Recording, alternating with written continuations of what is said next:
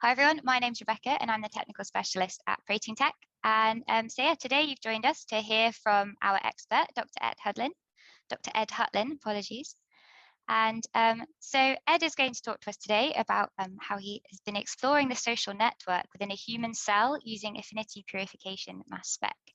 And Ed has been an instructor at the Department of Cell Biology at Harvard Medical School in Boston since 2015.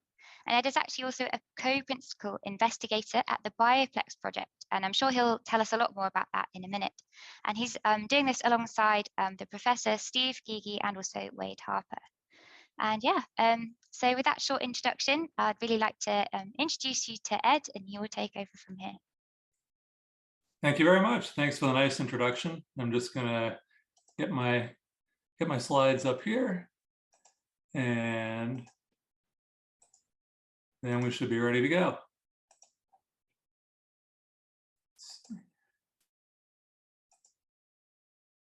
All right, that's visible. Then thanks for the very nice introduction. I'm happy to have the opportunity to share some of the work we've been doing over the last, well, 8 or 9 years now at this point, trying to explore the social network within a human cell. Let's see here. There we go. So I think it probably comes as no surprise to people who are part of, attending this talk today that protein interactions are essential for organizing the proteome. Proteins are really the functional units of the living world and are responsible for most of the catalytic, structural, and regulatory functions inside of cells. And so with around 10,000 proteins expressed in each cell and upwards of 20,000 human proteins overall, coordinating the activities of these many different proteins is really a fundamental challenge for cell biology. And much of this regulation depends on an extensive and dynamic network of protein-protein interactions that assemble the proteome into complexes, pathways, and organelles. So ultimately, if we want to understand cellular function, both at a systems level and at the level of individual proteins, we're going to need comprehensive knowledge of the interactome. And when I say this, I mean the catalog of all the interactions that can occur amongst human proteins, and also an understanding of the context in which they can occur. So what I'm going to do over the next 45 minutes or so is give you a bit of an overview of this BioPlex project. And this has really been an ongoing effort over the last several years for us to comprehensively survey the human interactome and to understand and catalog the interactions that can occur. I'm going to divide this talk into about 3 different parts. I'm going to start by giving a bit of an overview of the BioPlex platform and describe how we've been, what technology we've been using to profile protein-protein interactions at a proteomic scale. I'm then going to give you sort of a guided tour of the BioPlex networks and explain a little bit about what they look like and some of the things that we can learn. And then I'm going to end by giving you some examples of ways in which I think BioPlex can be used as a powerful tool for biological discovery. And hopefully by the end of this time, I'll have convinced you that BioPlex is a powerful resource for biological discovery and that it has significant potential, much of it untapped, for further analysis, both on its own and in the context of other complementary kinds of data. So now we're not the first to have set out to map interactomes experimentally. This has been an ongoing goal for at least 20, 25 years. And there have been a number of different experimental approaches that different people have taken. One approach that's been popular is the yeast-2 hybrid assay, where different human proteins are expressed in yeast cells connected to either a DNA binding domain or an activation domain. When you set up a system like this, you can do large screens where you compare pairs of proteins, and if they happen to interact, then they will trigger the expression of a reporter gene. This can be used to do high throughput screens and has been done to survey the interactome in increasing scale over the last number of years. Another approach that's been taken is protein co-fractionations. The idea here is when you take a cell lysate and then you fractionate it or you separate it under native conditions, so conditions in which you've preserved the complexes that are present. And then you separate them according to perhaps size or other chemical properties, and then you can use mass spectrometry to figure out which proteins are fractionating together with the idea that these are likely forming complexes. This is also an approach that's been applied a number of times in different organisms. An approach that we found particularly interesting is affinity purification mass spectrometry. The idea here is where we take a particular target protein, we express that protein in a cell line with an affinity tag on it, And then we can use that affinity tag, with an antibody, we can grab out that particular protein and along with any neighbors it might have, any proteins that might be binding to it. We can then use mass spectrometry to identify the proteins that are present and thus figure out who a protein's neighbors might be. More recently, there have been developments using proximity labeling, APEX and BioID and things like that as well to survey, to identify proteins that reside in the same neighborhoods as particular target proteins. Now, of these different approaches, the one that we chose for our study was affinity purification mass spectrometry. We chose this approach both because it would allow us to detect interactions in relevant biological contexts. So in a human cell, in the conditions in which they're likely to ordinarily be found. And we also liked it because the affinity purification that's an inherent part of the process gives us enhanced sensitivity to detect interactions, even for proteins that are low in abundance or otherwise often hard to detect. Now, because mass spectrometry is a key component of this technology, I wanted to spend a couple of minutes giving a very, very brief overview of mass spectrometry, what it is, what we can learn from it, and how it fits into our APMS pipeline. So mass spectrometer is an instrument that allows us to identify analytes. It has a couple of different parts. One is it has a source where we can ionize different analytes, cause them to take on electrical charge. We then have a mass filter that allows us to separate out ions based on their mass to charge ratio. We have an ability to detect the ions and measure their masses. We also have the ability to fragment them. So ultimately, the mass spectrometer is an instrument that allows us, in the context of proteomics, to ionize peptides and to make multiple measurements for each. We learn the intact mass of each peptide. We also learn the masses that are produced when we fragment that peptide. And using these pieces of information, we can identify up to several peptides per second in complex mixtures once this instrument is interfaced with an HPLC to separate the peptides. Now, the way that we actually do this identification takes advantage of some very fortunate chemistry that peptides and proteins have. So, as we know, peptides and proteins are strings of amino acids. Conveniently, when we fragment these peptides in the mass spectrometer, they tend to fragment at the peptide bonds. So if we isolate a single peptide and allow it to undergo fragmentation, we get a whole range of different masses. And if we look at the mass differences from one peak to the next, these reflect the different amino acids that happen to be present in the peptide. So we can use this information to figure out which peptide is which, especially once we compare these spectra against sequences that we know to be found in the human proteome or the proteome or whatever organism we happen to be looking at. So with this basic technology at its core, we and others over the last 20, 25 years or so have developed a proteomic workflow that allows us to identify peptides and proteins in complex mixtures in a very rapid, reliable, and routine way. So starting with a sample that can be anything from a cell lysate to an IP, or basically any source of protein, we take those proteins, we digest them with an enzyme called trypsin. We then separate the peptides that result using HPLC. This HPLC is then interfaced to a mass spectrometer, and as the peptides elute off the column, they enter the instrument, which alternates between two modes. On the first mode, MS1, it measures the intact masses of each peptide. In the second mode, it measures the fragments that they produce. And then once we've acquired this data, we can then analyze it computationally, compare these fragmentation patterns with sequences from the proteome, figure out which peptides and which proteins are present, filter to control the FDR. And we can also infer quantitative information. There are a few different ways you can do this. In the context of this particular project, we're using an approach called spectral counting. Basically, the idea here is that if you're looking at a mixture of proteins, the more abundant a protein is, the more spectra you're going to identify that match it. And so if we compare a protein across multiple samples, count up the number of spectra that we see that match it, this allows us to get a rough sense of how the level of that protein is changing as well. So the bottom line is that this sort of data-dependent bottom-up proteomics technology enables us to rapidly and efficiently identify and quantify thousands of proteins in complex mixtures from many different biological sources. For this talk, it's especially important we can do this in the context of immunoprecipitations. Now, what we've been doing is we've been taking this basic proteomics technology, and then we've been incorporating it into a pipeline that allows us to screen proteins for their interactions in high throughput. Now, affinity purification mass spectrometry is not a new idea. People have been doing this for 20 or 25 years.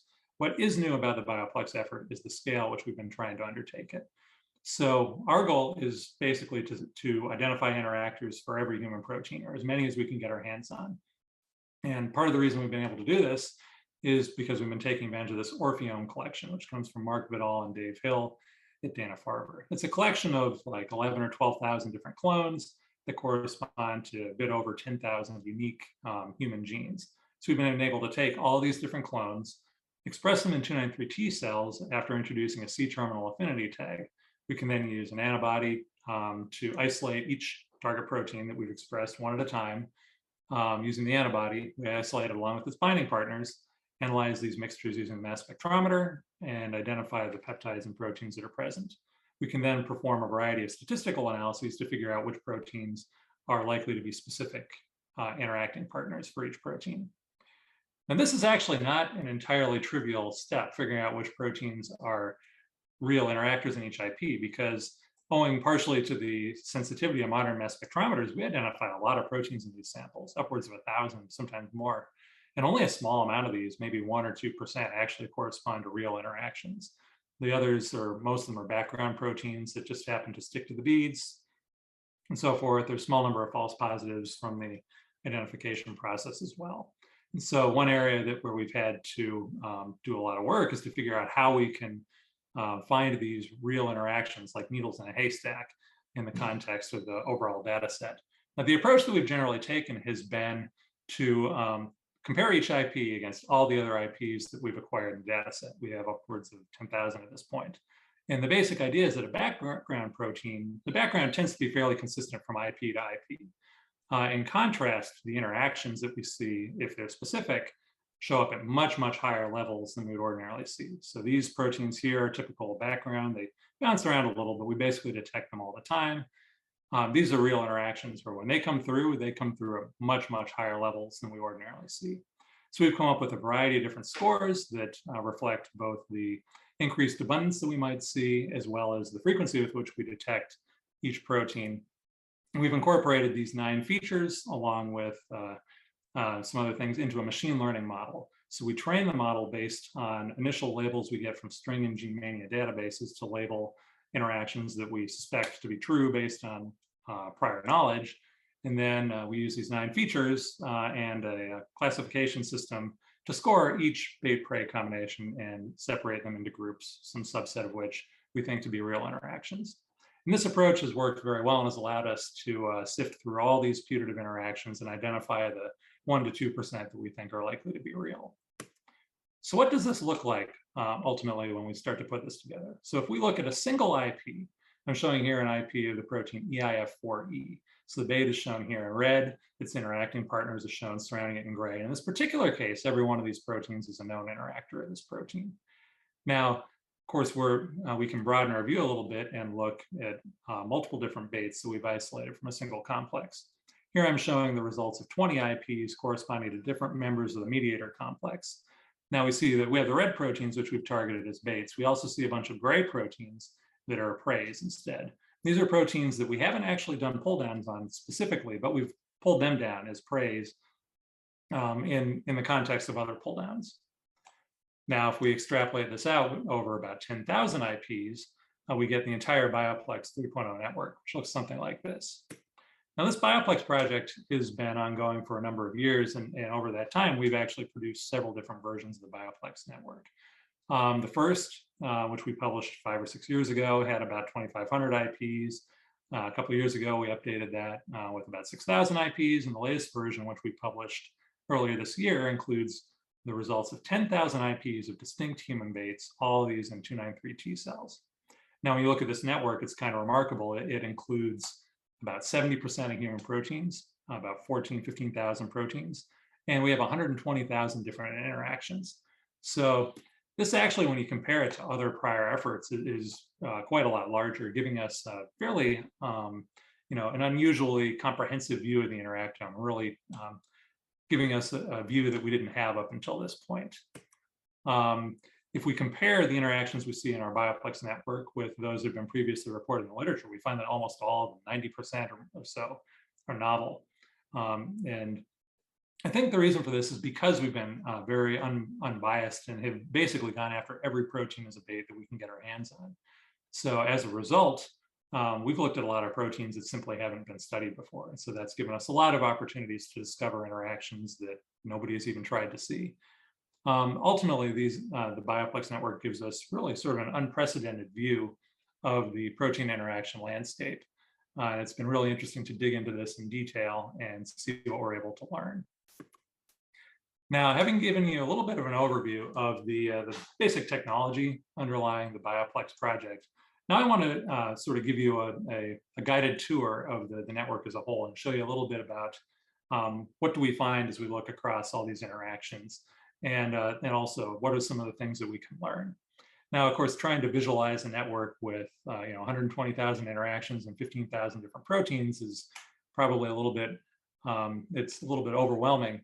But so one of the ways that I like to actually view and explore the network is to partition it into groups, and then look at the individual groups or pieces specifically.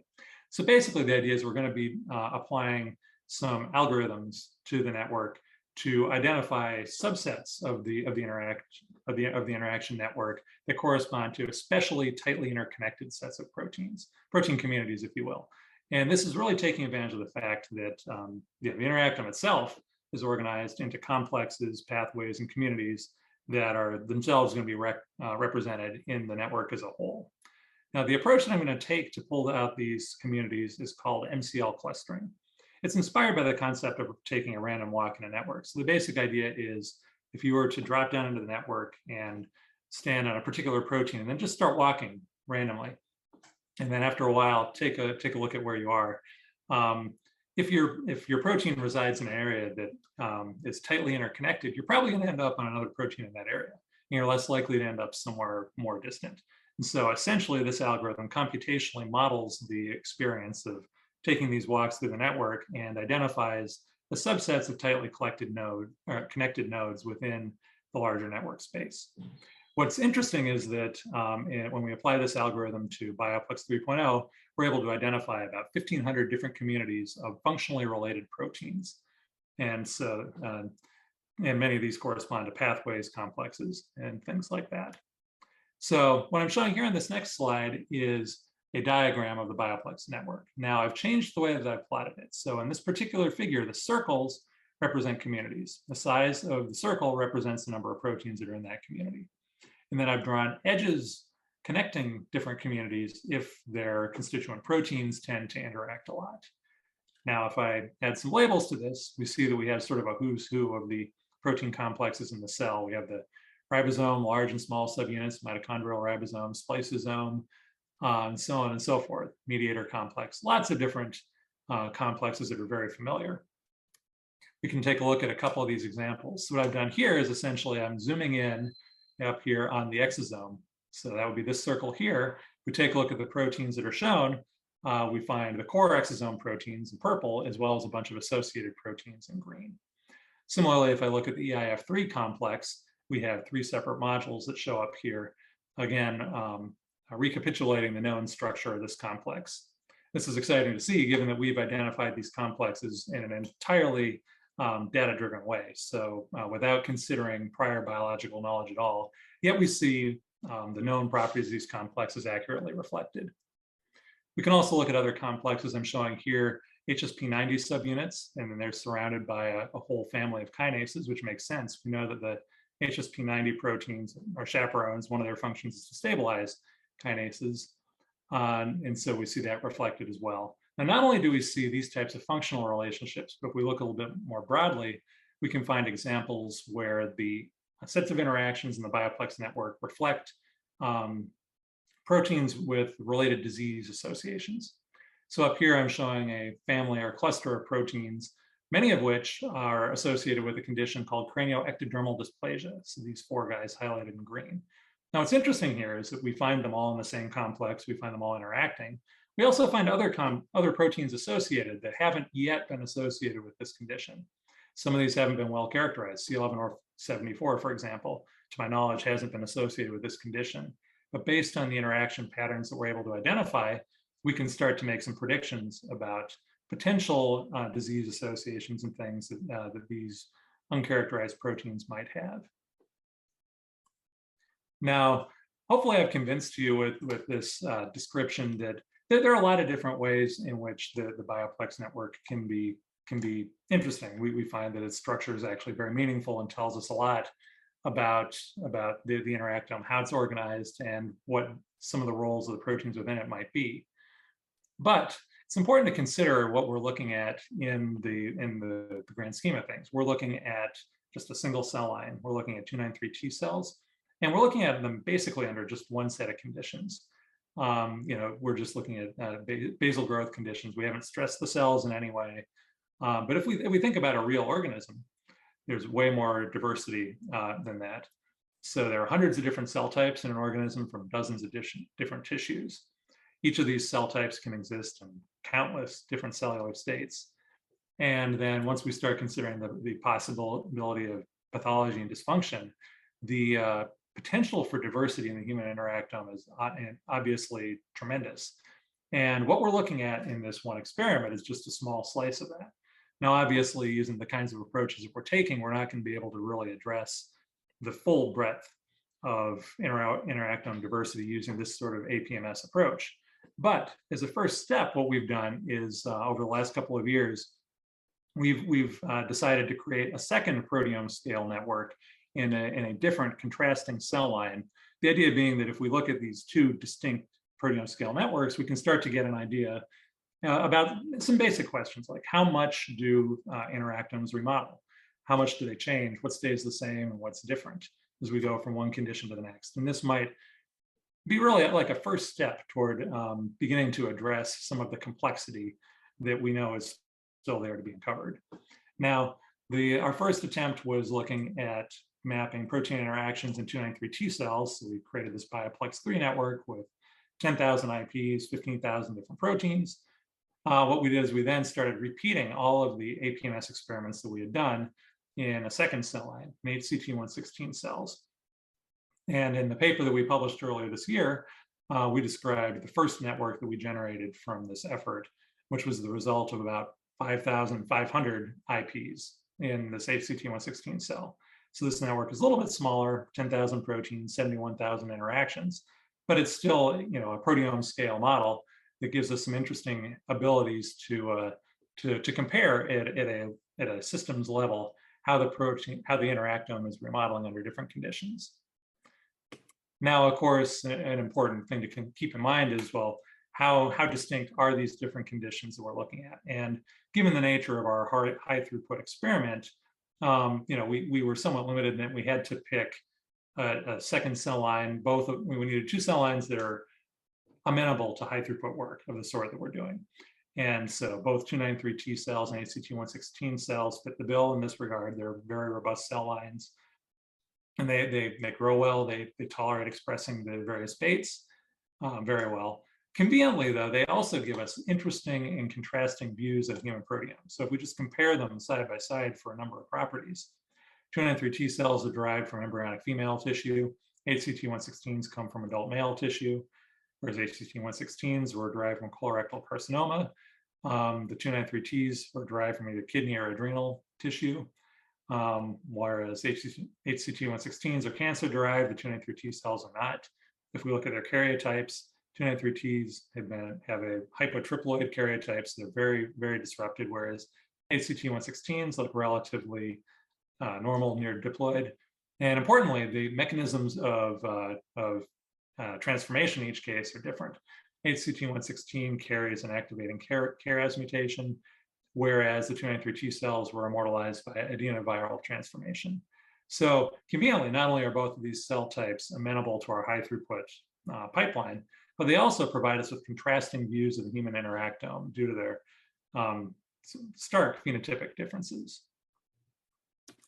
And if we look and compare just at the level of protein expression across about 10,000 different proteins, we find that about half of these proteins are differentially expressed, just underscoring the fact that these cell types really are giving us distinct perspectives on the human interactome and the human proteome as well. Now, what I'm going to do to start in comparing these networks is by saying a little bit at a global level about how the extent to which they overlap. We can look at this in a couple of different ways. One approach would be to ask, well, how do the proteins that they contain compare? And so I'm showing a Venn diagram here, comparing the protein content of each network. We can see that actually the overlap is very high. Out of about 10,500 proteins in the HCT116 network, 10,100 of those show up in both cell lines. So the overlap is about as high as we're realistically going to get. There are some proteins that show up only in the 293T network. Those tend to be baits we just haven't looked at in HCT116 cells yet. Now, although the overlap is very, very high when we look at the level of individual proteins, if we take a look at the level of interactions, it's a little bit lower. So again, we have to take into account the fact that we've done twice as many IPs in the 293T cells relative to the HCT116s. But so that's what this dotted line here is meant to represent. But even after we make that correction, we find that there are still about only half the interactions that we identify are shared in common between these two cell lines. So now a natural question is, well, what does this variability represent? Is this technical variability, or does this really reflect underlying biology of these two distinctive cell lines? So what I'm going to show you over the next few slides are we're going to sort of go into what's different and what's the same. And hopefully I'm going to be able to convince you that these interactions vary mostly in biologically meaningful ways that reflect the specialized functions of individual proteins, as well as the unique biology of these contrasting cell lines. To start, I'm going to say a little bit about like where are the interactions the same. So if we look at core cellular complexes that we know are required for proper cellular function, we find that they're extraordinarily highly conserved and detected reproducibly across both cell lines. So if I go to the quorum complex, which is a manually curated gold standard database of protein complexes that are well understood, we find that the median overlap across 1,000 of these complexes is 100%. We see some of these shown here. In red are the 293Ts, and purple are the HCTs, and the interactions are generally essentially identical for things like the exosome, ARP23 complex, APC complex, and so on. It's not surprising that these complexes are conserved. We know that they have to be present in general for these cells to function, but it's reassuring and gives us added confidence in the reliability of our technology that we can, in fact, detect them reproducibly like this. Now, what's interesting is if we start to broaden our view a little bit, so instead of just looking at these quorum complexes, if we look at different pathways, then we start to see that the median overlap goes down a little bit to about 75%. It's still very high, and if we look at pathways like glycolysis, which are going to be broadly essential, we get 95% overlap. So we're essentially getting all the same interactions. But if we look at other pathways, particularly like signaling pathways, I'm showing here the EPH and efferent signaling pathway, we see completely different interaction profiles. All these efferents and efferent receptors are interacting in 293T cells, and basically none of them are in HCTs. This is interesting because this reflects differential signaling at cell-cell boundaries, and does appear to reflect differences in how these two different cell types are interacting with other members of the same and of other cells and culture. If we broaden a little bit further and look at different Go categories, we find that the overlap drops a little bit more as well. So what I'm showing here is a Go category for extracellular matrix structural constituent. We can see the extracellular matrices of these different cell lines are also changing a little bit.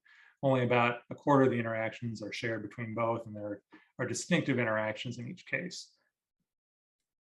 Now, the prior groups that we've looked at are all literature derived, so things have been well described. We can also go back to the communities that we discovered in a data-driven way and ask how well those are conserved. And interestingly, these are conserved at even lower levels than the groups we've looked at previously. I'm showing a couple of communities here that we detected just based on connectivity patterns in the network. In each case, one is HCT specific, the other appears to be 293 specific. And the thing I find interesting about this is that the higher overlap we get in literature-derived groups, to me, suggests that perhaps we've been biased in the things we know about already. We tend to know about things that are broadly conserved, and in a lot of ways that makes sense. But this also suggests to me that there's a possibility, as we start to look more broadly at more context-specific interactions, there may be a lot of additional protein complexes and protein interactions and structures that are more specific, that are out there waiting to be uncovered. And it'll be interesting to see as we broaden our view how much more of that we're able to find. Now, even in cases where we do find these very different interaction profiles, oftentimes there's a consistent biological theme. What I'm showing here is the protein TRIM28, which I've extracted from our larger network. It has something like 150 different interacting partners, almost all of which contain this crab domain. I've highlighted those proteins in blue. Now, this is actually expected because TRIM28 is known to interact with proteins that contain crab domains. And so it's reassuring that we see all of these. We find that about half of these overlap in both cell lines. About a third are specific just to HCT116s, and the remainder are only found in 293s. Now, you might ask, well, why are there these differences? Many of these proteins appear to be expressed consistently in both cases. What we find when we look more broadly, or if we look at the underlying biology, is that these crab domain containing zinc finger proteins bind to distinct regions in the genome. Once they bind, TRIM28 will bind to them, and then it will recruit other complexes that then silence the surrounding genes from being expressed. So it appears what we're seeing, like these differential interactions, could actually be a reflection of different gene expression patterns that we know will be present in these distinctive cell lines. And it's rather interesting and I think exciting that we can see this potentially reflected in these protein interactions as well. We can also look a little bit more broadly, and we can find the differences in signaling as well. So what I'm showing here are a series of SMAD proteins, SMAD 2, 3, and 4. We find that they all interact with each other in 293T cells, but we don't find any of these interactions in HCT116 cells. Now, this could reflect differential signaling in that we have TGF-beta signaling turned on, potentially in 293T cells. When the signaling is on, these proteins bind to one another, and then they translocate to the nucleus, where they can modulate gene expression. It would appear, since we don't detect these interactions at all, that this signaling pathway would be off in HCT116 cells. In fact, when we take a look, some of the downstream effects of this differential signaling include differential activity of transcription factor families, including snail, Zeb, and the basic helix families. And in fact, we do see that proteins known to be under control of these, a variety of epithelial and mesenchymal markers, are differentially expressed. We find that the HCT116 looks very epithelial, whereas the 293T shows a much more mesenchymal expression profile. So this would appear to be consistent with this differential TGF-beta signaling that's suggested by these interactions. And in fact, if we look a little bit more broadly at one of these basic helix-loop-helix family members, twist2, we do find that there are distinctive interaction patterns for it as well. In both cell lines, we detect interactions with proteins that are involved in activation and transcription. But then we see three proteins that are HCT specific that are known specifically to be involved with repression of transcription. And so as we look across all this combined data, protein expression and protein interactions as well, we get a very consistent picture of biology that suggests differential signaling leading to differential mesenchymal and epithelial phenotypes for these cell lines. As one final example, we can look at this DREAM complex. Now, the DREAM complex is known to suppress the expression of quiescent genes in the G0 stage of the cell cycle. Now, when we look at this in the two different cell types, we find that the DREAM complex is intact in HCT116 cells, but it's dissociated in 293Ts. Now, when it's in its intact form here, it can suppress the expression of cell cycle genes.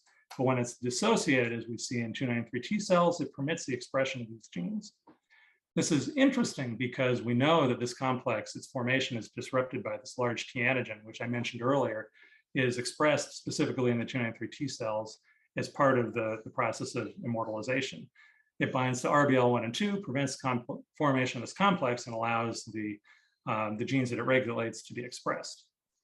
Now, in addition to that, RBL1 and 2 binding is also blocked through phosphorylation. We find if we look at phosphorylation sites for these particular proteins that they are much higher in 293T cells, which is also consistent with blocking formation of this complex.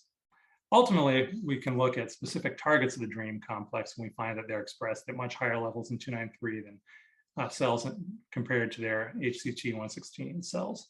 So overall, again, we're getting a consistent, coherent biological picture where we see differential protein interactions, aligning with differential biology for these particular cell lines.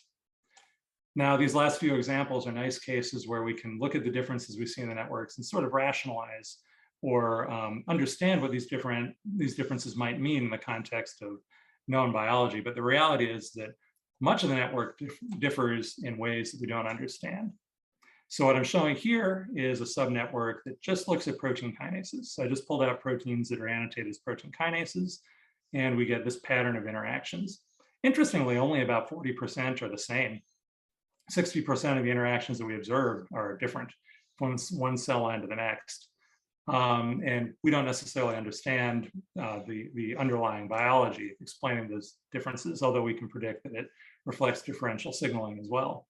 We can also look at the subnetwork of interactions amongst zinc finger proteins. So we know that these proteins form hetero and homodimers.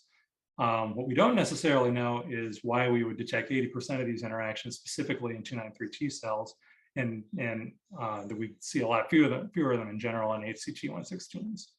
The bottom line is that although we can explain some of these things, there's a lot we have left to learn. And my hope is that these bioplex networks, together will provide an interesting means for us to start to explore some of these differences and start to understand, both in the context of these cell types and ultimately more broadly, as we look at the human interactome in general.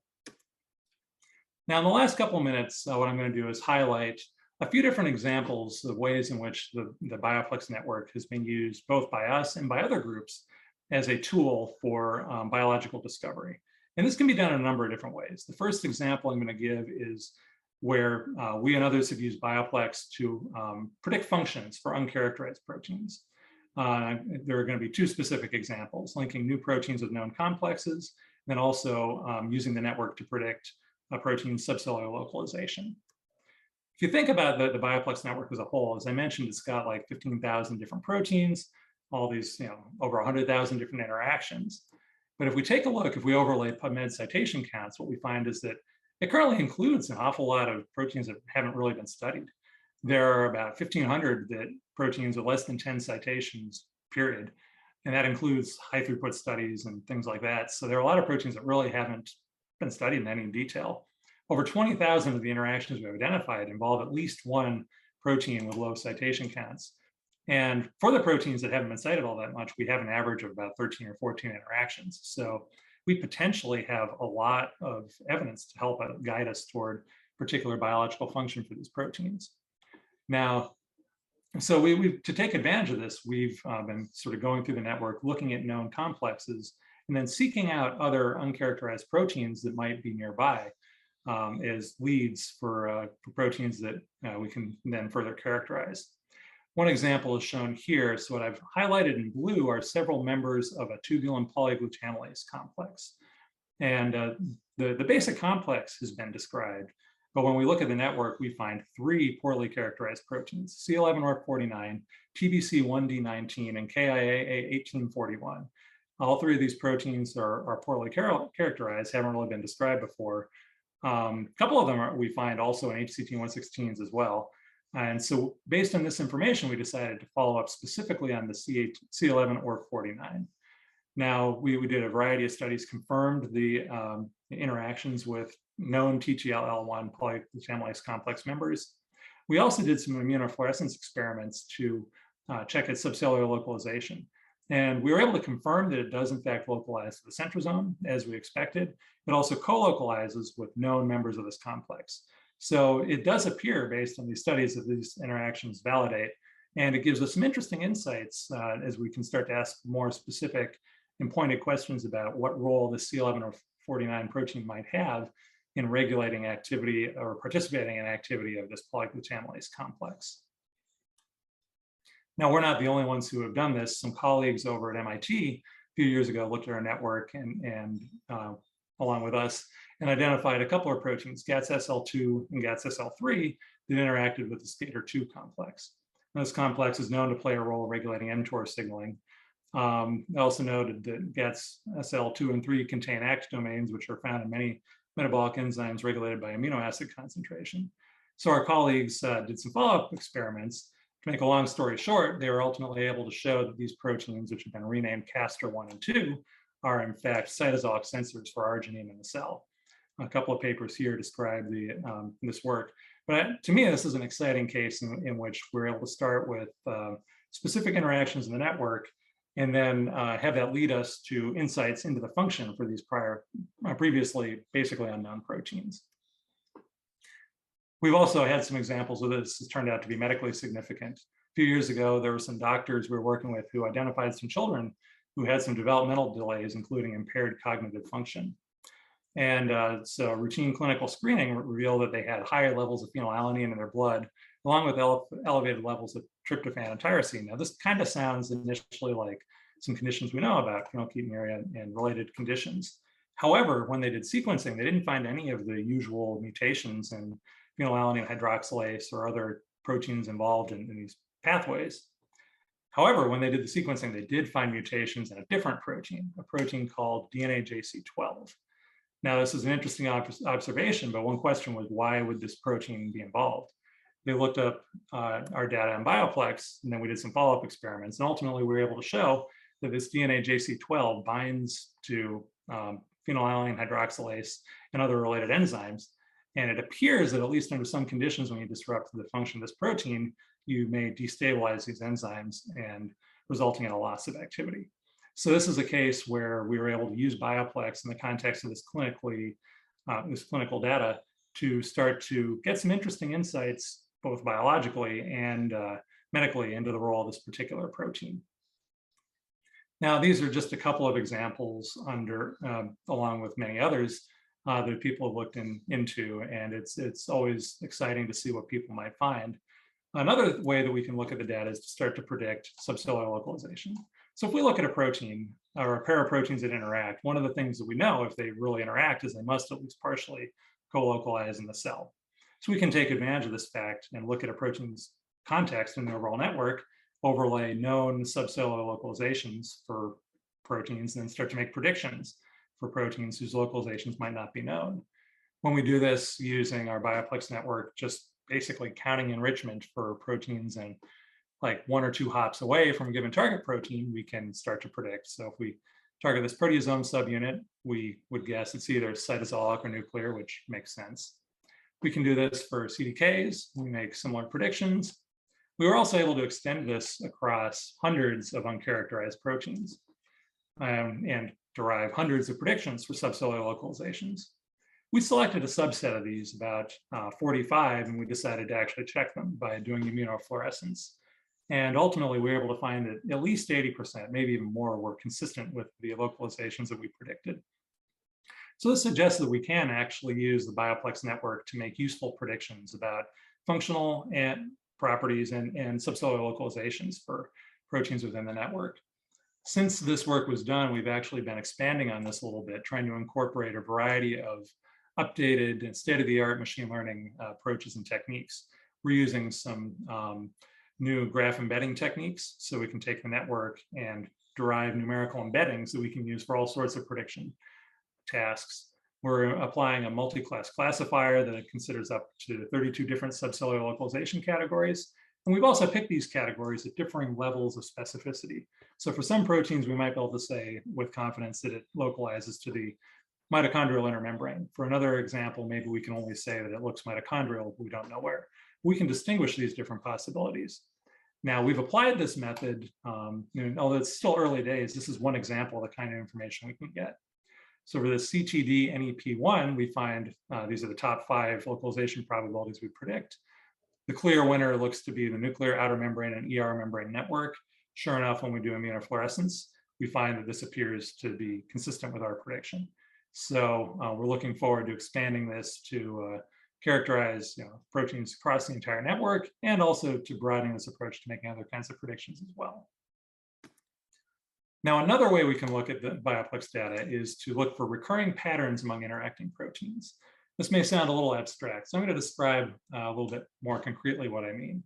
So if we look at proteins in the network that contain scan domains, a bunch of these distinct finger proteins highlighted in blue here contain this particular domain. If we look at their neighbors, we find many of the neighbors also contain scan domains. This actually makes perfect sense because a scan domain is known to mediate dimerization. with other scan domain containing proteins. So it's reassuring that we see this in the network. But this raises then the question, can we look more generally across the bioplex network? And can we discover other structural features, other domains, or other things like that that favor or potentially disfavor interactions? So what I ended up doing to look at this was I took the entire bioplex network. I overlaid PFAM domains, and then I basically counted up how often particular domains co-occurred across the hundreds of thousands of interactions we've identified. And we're able to identify a series of domain pairs that appear to frequently be found in interacting protein pairs. We see the scan domain coming through with incredible significance, as it should. We find similar relationships between protein kinase domains and 14-3-3s. Many of these make a lot of sense. Protein kinase, HSP90, as we talked about before. Overall, there are almost 13,000 of these different domain pairs that we're able to extract from the network. Excitingly, many of these we don't necessarily understand. Some of these involve domains of unknown function, like this one here. Now, one caution I should mention is that these associations, they can imply physical interactions, like we see with the scan domains. They don't necessarily have to. They could also just mean that the domains are involved in similar cellular functions. But that's something that we might hope to tease out through additional experiments and analyses. One example is shown here. So for this protein DUF 3669, we find it occurring in about 6 different zinc finger proteins in the bioplex network. And what's interesting is if we pull these particular proteins out, they all interact. So if you do a statistical analysis, you find that this is not expected at all. There's a huge enrichment for these proteins to interact with each other. Now, we just made that particular observation, and then a couple of years ago, some other people looked at this and decided to follow up. So they did experiments where they expressed truncated forms of a couple of these different proteins to try to figure out which regions were required for the interaction. And to make a long story short, they found that it appeared that this DUF domain itself was actually required. And so they suggested perhaps this DUF domain is in fact involved in homo and heterodimerization of these particular proteins. Now, we noted this, and then earlier this year when AlphaFold became available, we decided we wanted to look at this and model it from a structural perspective. So we took these same 2 proteins, modeled them as separate chains in AlphaFold, and lo and behold, we were able to derive predicted structures that look very interesting. We see that some parts are fairly unstructured, but there's a central region here that looks very helical, and it appears to be mediating the contacts between these 2 proteins. And that helical region lines up exactly with this DUF 3669. So I think this is an interesting case that exemplifies how we can go from these statistical observations that we extract from the network, and with some careful biological follow-up and potentially some modeling as well, we can really come to start to understand what's underlying these statistical events that we've seen. Now, as one final example, I'm quickly going to describe some work we've done in collaboration with a couple of other labs to integrate bioplex with other complementary data sources to model biological systems. In particular, we've been working over the last year or two with Trey Edeker and his group, as well as Emma Lundberg and the Human Protein Atlas team. And basically, they've developed this model that combines our bioplex data as well as images from Human Protein Atlas to make predictions about subcellular structures. So what they did is they embedded each data set independently, combined these embeddings together, and then used them to predict pairwise protein distances. They can then use all these distances to derive a multi-scale hierarchy for the cell. Now, this work was released in bioRxiv last year, and it's actually going to be coming out in Nature shortly. But this has been very interesting to look at. So this is the hierarchy that they're able to derive. If we zoom in on particular regions, we can see that each circle here is reflected both with immunofluorescence images showing similar colocalization for their constituent proteins. We also have mass spec data suggesting that these proteins physically interact. And we can use this information from both perspectives to derive interaction diagrams as shown here for this set of spliceosome components. Now, I hope at this point I've been able to convince you that we've established a platform for profiling protein interactions by affinity purification mass spectrometry at a scale that really is unprecedented.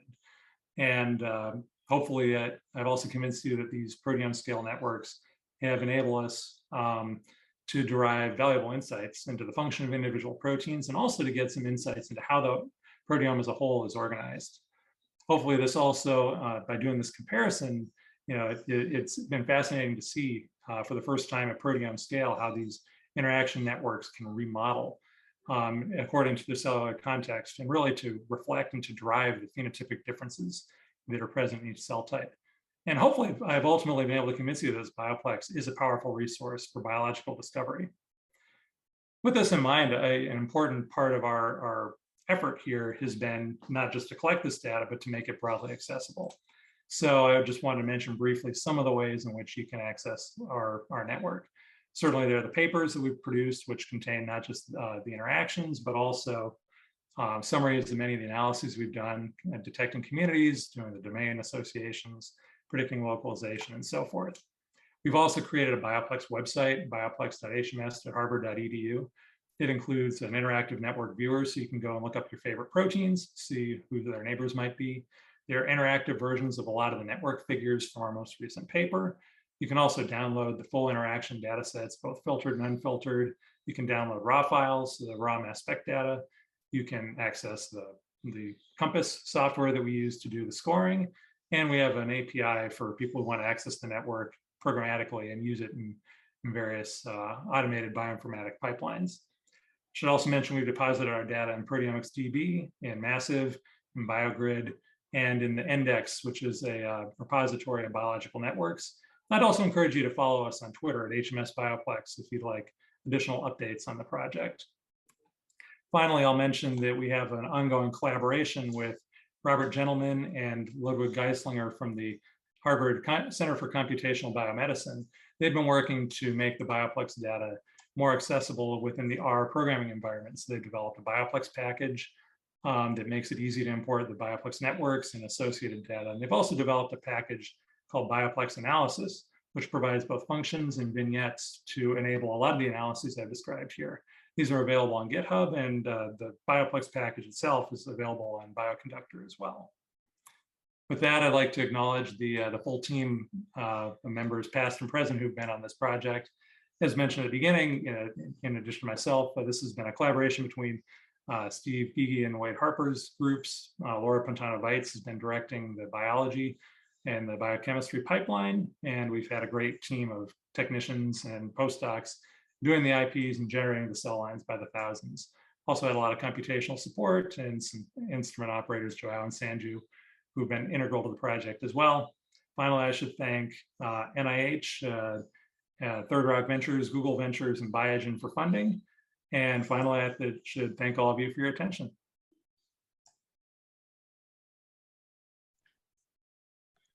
Thanks, Ed, for such a fascinating talk. I had no idea how many ways that this could be used in the future, and I think it will definitely be invaluable to many researchers to help set up some experiments, or even, like you said, you've got 20,000 proteins that have never been published or discovered. So I'm really looking forward, really excited to see what can happen in the future with this, with these data. So I'm just going to read out a few questions for you. So we've got one here which is saying, why did you choose to use spectral counting for protein quantitation rather than intensities? So that's an excellent question. The reason, so the short reason we did it was when we started this project, we were actually building on some work that had been done in Wade Harper's lab going back prior to this. So before we started Bioplex, people in his lab had been doing this, looking at individual families, deubiquitinating enzymes for one. And at the time, the spectral counting was sort of the preferred method with the types of instrumentation that they had available to them. So we stuck with it because that's what this Compass algorithm used initially. And my thought at the time was that, well, we'll do this as the first round, but then we'll switch to more of a label-free approach. We didn't end up doing that. And the reason is that spectral counting, it has some knocks against it in that it's more of a semi-quantitative approach. But some of the aspects that make it semi-quantitative and that make it maybe not so well suited for a lot of applications actually line up pretty well with the IPs. One of the most important is the fact that in the context of these IPs, the single best predictor of whether something is an interactor is how frequently we've detected. Most of these proteins that are real interactors, we just do not detect 99% of the IPs. And so a lot of approaches, you'd have to do some sort of background subtraction or something like that to try to compare and measure this. But spectral counting sort of handles this naturally, and that if you don't detect it, that becomes a zero that's fairly well defined. So that's been one thing that's been a useful property. There have been some other things as well with the way that the spectral counting scales as abundances change. So as a result, although I've done some tests using label-free approaches, I've generally been surprised by how well the spectral counting has worked, and I haven't come up with other approaches that have done substantially better thus far. Thanks for the comprehensive answer. So we have another question here from Hannah, and she says, very nice talk. Exploration of the bioplex networks of many mitochondrial proteins show numerous interactions with proteins not known to be mitochondrial. Do you think this suggests that many mitochondrial proteins have functions outside of the mitochondria, or are these just unspecific sticky interactions?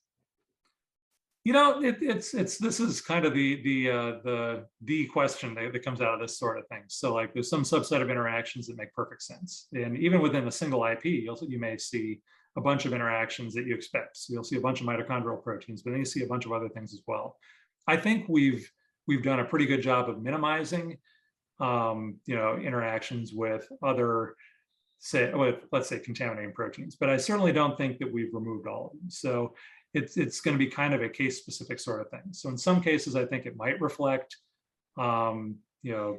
localization of the bait protein to multiple places. Now, whether this is physiologically relevant can be a question because we're overexpressing these baits. And so in some cases, I suspect that it is. In other cases, it will certainly not be. And so that'll be one of the challenges in these experiments to start to tease out, which are going to be most reliable and which aren't. I think there are things that we can do as we look at the network. One thing that I found useful is looking not just at an individual IP, but looking at multiple IPs, because if there's an artifact that comes about because you overexpressed a particular bait, you can then ask, okay, what interactions am I seeing coming into that protein for when I do pull downs of other proteins, since we pulled down most proteins in the cell at this point.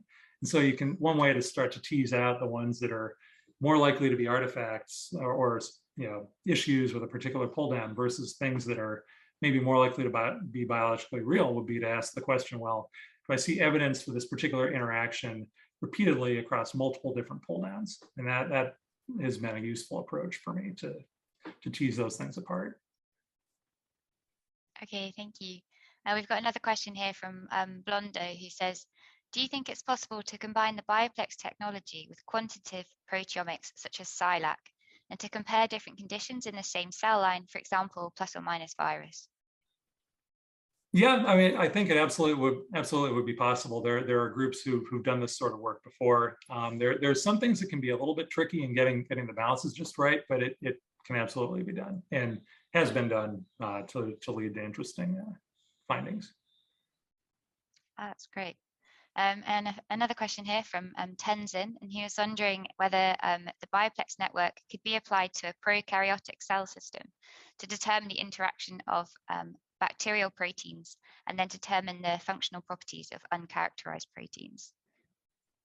In principle, absolutely. So we've been working in human cells and targeting human proteins. The reality is that a lot of the technology, you'd have to fine tune the expression system, obviously, picking the cell line you wanted to look at, and then looking at, and getting access to a collection of clones in order to introduce the appropriate tags.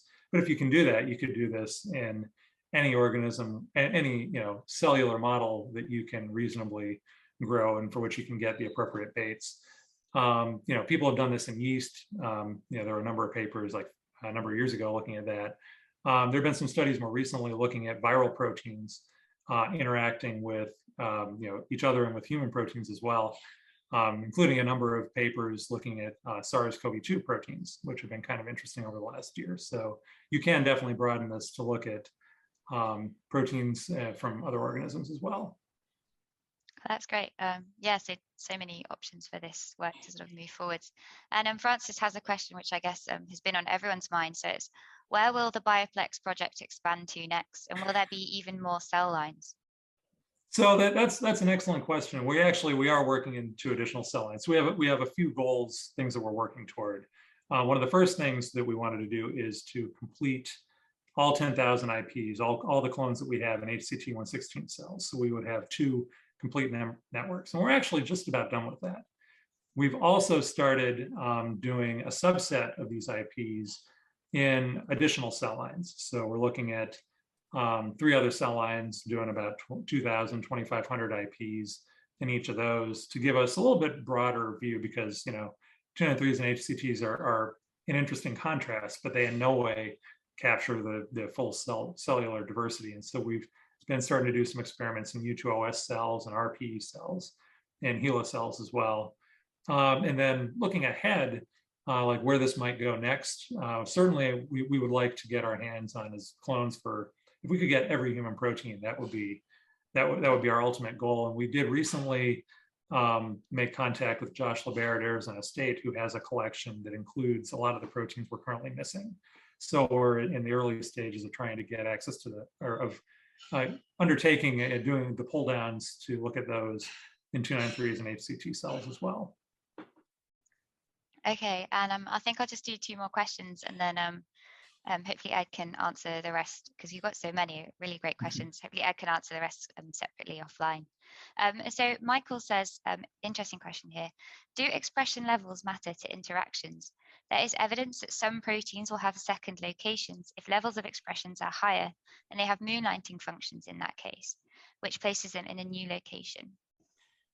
So it absolutely does play a role. Like we can see this in a number of different perspectives, like, just based on, on basic kinetic understandings. Like we know if we change the levels of particular proteins in certain regimes, that's going to affect how well they interact. Certainly, as you point out, is protein levels, go quite high or quite low, it can change things like localization. We don't necessarily, although we've done some interesting analyses, including in the last paper, looking at normal levels of these different proteins, and have found that it does vary consistently from complex to complex. The effects of, say, overexpressing given bait, we haven't been able to look at that necessarily systematically. There are cases that we've seen where the proteins are well characterized, where we definitely do see proteins at high levels localizing to places where we wouldn't ordinarily expect them. But by and large, we found that the system has been more robust to that kind of thing than I think we expected going in. But that is certainly an important consideration to keep in mind when viewing this data, and really when thinking about the interactome in general. Okay, and maybe one of the final questions is from Bennett, who says, thank you for a great talk. And is it planned to try confirming bioplex protein interactions with molecular docking analyses employing structural data? Yeah, we're definitely starting to think about, like, we along with everybody else with AlphaFold and things like that coming out, are starting to envision ways in which we might incorporate these types of high throughput analyses. I mean, one thing we could do is following up on that sort of domain example that I described, but certainly we could go with other examples as well. And I think that's an area that's ripe for further discovery. Okay, great. And then one fun question here, so an opportunity for collaboration. Is it Stephen McMahon has asked, said, excellent stuff, but if our favorite human protein is missing, would you like us to send it to you? Well, I guess I'd say let's talk about that offline. Have them contact me offline, and we can definitely. We'd have to look at the details of the clones, but it's something we'd potentially be interested in. Yeah. So if you have some clones like that you're interested in sending our way, I'd say send me an email. I don't think I have it on the slide, but Edward Huttlin at hms.harvard.edu, and we can talk about it offline. Okay. Thank you so much for your time, Ed. I think there's a few more questions, but what we'll do, everyone, is I'll make sure that Ed gets these, and he will hopefully have the time to reply to you offline. So yeah, thank you so much for your time. And at Proteintech, we're just going to show you a couple of slides, just talking to you about some of our products that might be able to help you here, and also give you an opportunity for some free samples. So I'm just going to share my screen again.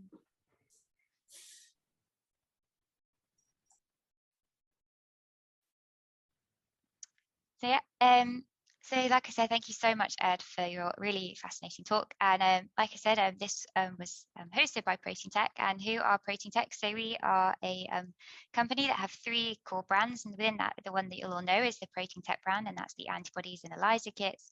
We also have our humankind brand. So this is our hex cell expressed cytokines and growth factors. And so these are really excellent proteins because of their expression in hex cells, they have recombinant native folding and also post-translational modifications and glycosylation. And also, which we're going to talk a bit more about, is our Chromatech. So Chromatech we acquired in 2020, and these have the nanobody reagents, which are primarily used for IP. So at Proteintech, we have all our antibodies for IP. So we have 4,000 of these validated for IP, but we also have the majority of our antibodies. So we have over 13,000 human targets. So one of the founding aims from our founder, Dr. Lee, was to actually have an antibody against every human protein in the proteome. So we're working our way towards that. We've got over 3/4 of that done already. And so, like I said, we have probably the broadest range in the antibody industry of the targets for the human proteome. And also validation is incredibly important to us at Proteintech for our antibodies, and actually 2,500 of our antibodies have been validated by knockdown knockout, which again is the broadest coverage of KDKO validated antibodies in the antibody industry. So just briefly, going to talk to you about why nanobodies are also ideal for immunoprecipitation. So briefly, what is a nanobody? So nanobody is the binding domain of a heavy chain antibody derived from camelids such as alpaca. And instead of the traditional antibody, which you can see on the right here, so what nanobodies are is there's simply just this green part, just the binding domain, which is 15 kilodaltons. And what we can do with this nanobody is we can then conjugate these to beads, and this becomes something which we would then call a trap, such as GFP trap. And the reason that GFP trap is so good for immunoprecipitation is because it has incredibly high affinity to its target, meaning that you get really low background. They're recombinantly produced, so you can get excellent reproducible results for your GFP tagged proteins. They also enable on-bead digestion, which I know will be really important to some of you who are then later on going to look at mass spec analyses. And they also have incredibly high stability in phosphoproteomic studies and also high stability in the presence of urea. So the NanoTrap portfolio covers many protein tags, peptide tags, and also oncology proteins. And lastly, I'd just like to say that everyone who's attended today, thank you so much for your time. Thank you for joining us. And there's also free samples available for anyone who would like to try. Please email us and we'll also send you the link to sign up for the free samples in the follow-up emails from today. And I'd just like to say thank you so much, Ed. It was such a fascinating talk. Really great to have you with us. And yeah, hopefully we'll be in contact soon. Thank you very much. All right, bye everyone.